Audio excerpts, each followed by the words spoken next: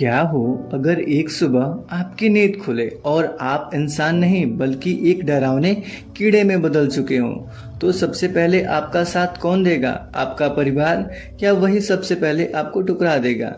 यही क्वेश्चन पूछती है फ्रेंच काफ्का की दुनिया की सबसे रहस्यमय कहानी द मेटामॉर्फोसिस। हेलो दोस्तों, मेरा नाम अंकित तिवारी है। आइए कहानी को शुरू करते हैं।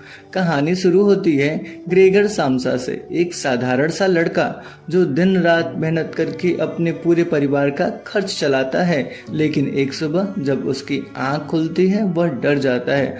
उसका पूरा शरीर बदल चुका था, हाथ पैर गायब। उसकी जगह कई पतले पतले पैर और एक कठोर खोल वाला विशाल कीड़ा वह बन चुका था।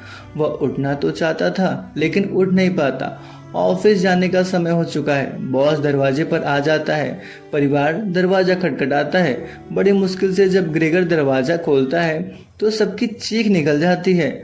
अब उनके सामने बेटा नहीं, एक भयानक कीड़ा था। शुरुआत में उसकी बहन ग्रेटे उसका ख्याल रखती है, उसे खाना देती है। लेकिन जैसे जैसे दिन बीतते हैं सब बदलने लगता है। परिवार काम करने लगता है और ग्रेगर घर के एक अंधेरे कमरे में कैद होकर रह जाता है।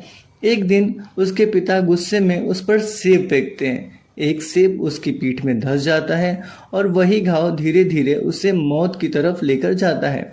फिर आता है कहानी का सबसे दर्दनाक पल। ग्रेटे, जो कभी अपने भाई से सबसे ज्यादा प्यार करती थी, कहती है यह मेरा भाई नहीं हो सकता, इसे घर से हटा देना चाहिए। यह सुनकर ग्रेगर समझ जाता है कि अब उसके लिए इस दुनिया में कोई जगह नहीं बची। उसी रात बिना किसी शोर के वह मर जाता है। लेकिन कहानी यही खत्म नहीं होती। अगली सुबह परिवार रोता नहीं बल्कि राहत की सांस लेता है। वे बाहर घूमने जाते हैं और नए जीवन के सपने देखते हैं। यही है काफ्का का सबसे बड़ा सवाल।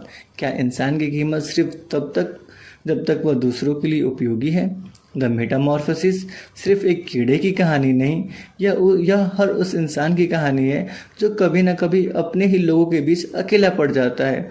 और शायद यही वजह है 100 साल बाद भी यह कहानी दुनिया के करोड़ों पाठकों को अंदर तक हिला देती है।